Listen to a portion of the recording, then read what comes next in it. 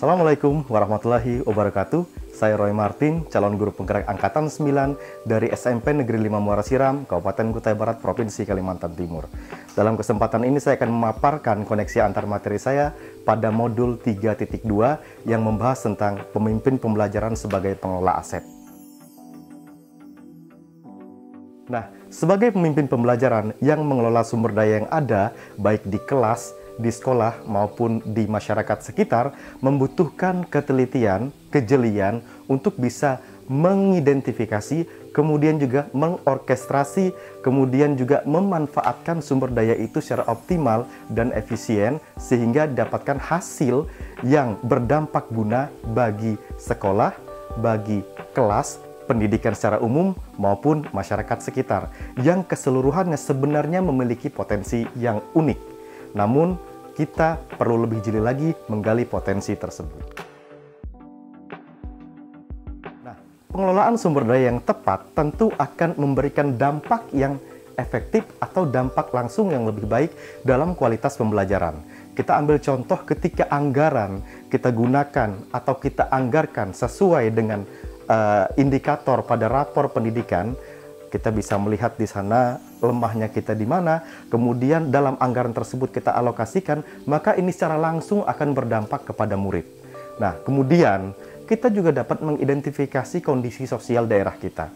Saya ambil contoh, di daerah yang memiliki potensi perkebunan kelapa sawit, kita bisa bekerja sama dengan perusahaan kelapa sawit. Contohnya yang sudah kami rasakan adalah antar jemput siswa.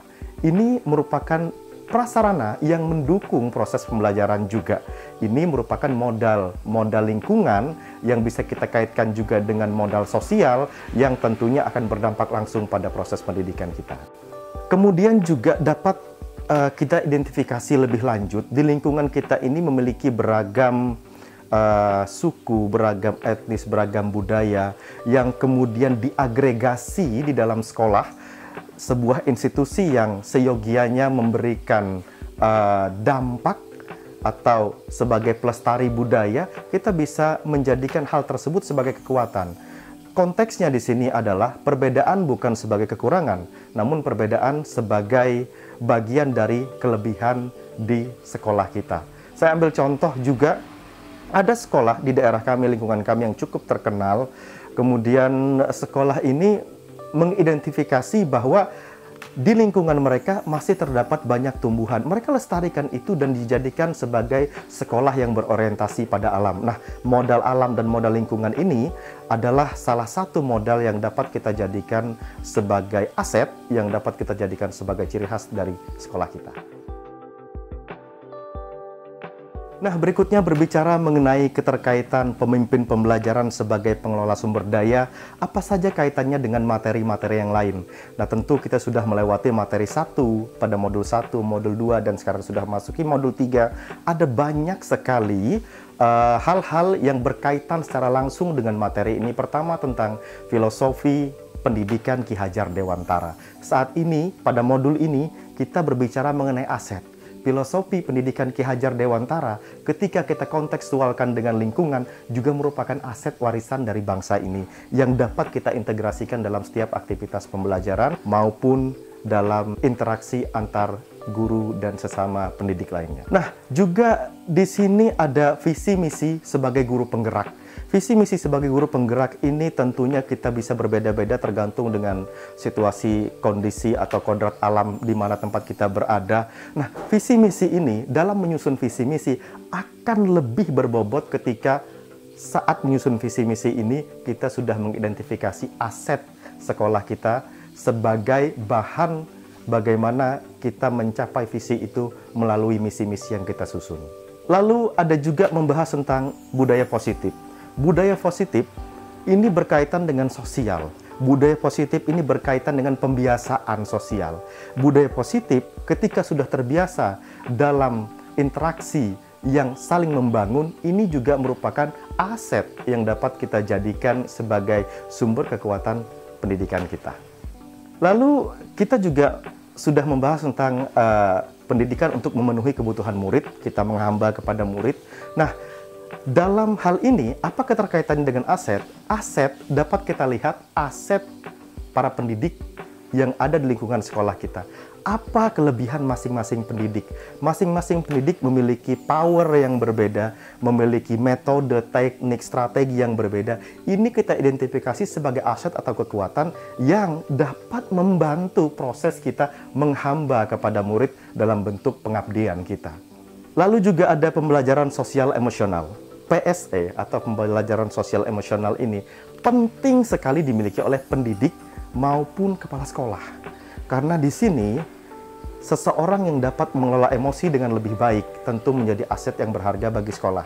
Aset berharga ini kita identifikasi sebagai bagian pendukung pencapaian sekolah kita ke depannya. Selanjutnya membahas mengenai coaching dan supervisi akademik. Nah, dalam materi kita, aset. Apa kaitannya dengan coaching dan supervisi akademik?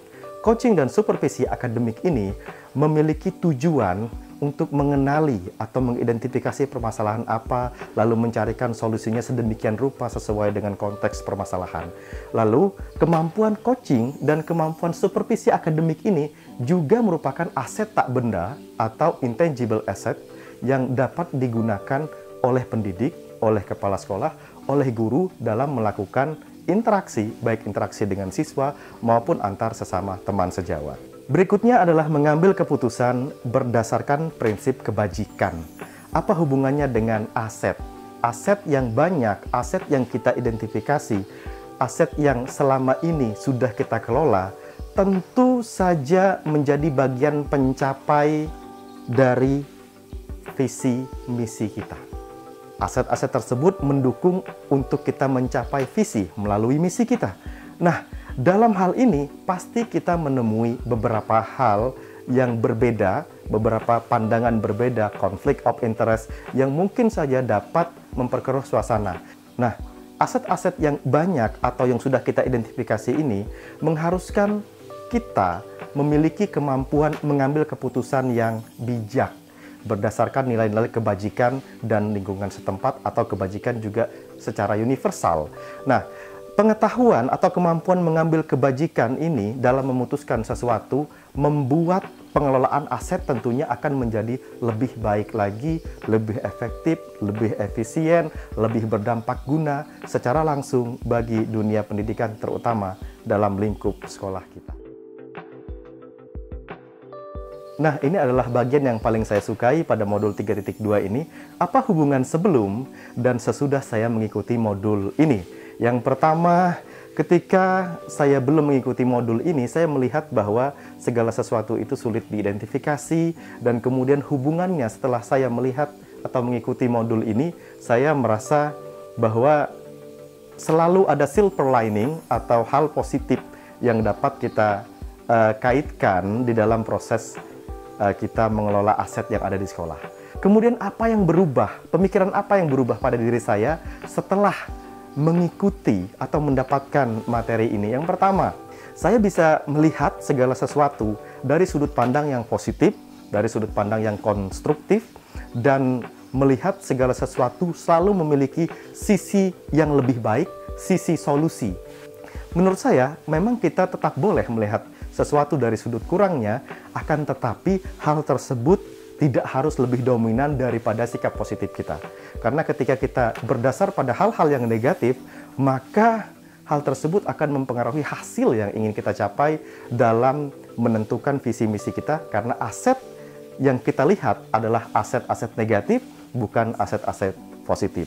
Terima kasih guru penggerak sudah membuat pemikiran saya berbeda. Terima kasih fasilitator, pengajar praktik, dan seluruh rekan-rekan CGP Angkatan 9 Kabupaten Kutai Barat. Tetap berproses. Salam guru penggerak. Assalamualaikum warahmatullahi wabarakatuh.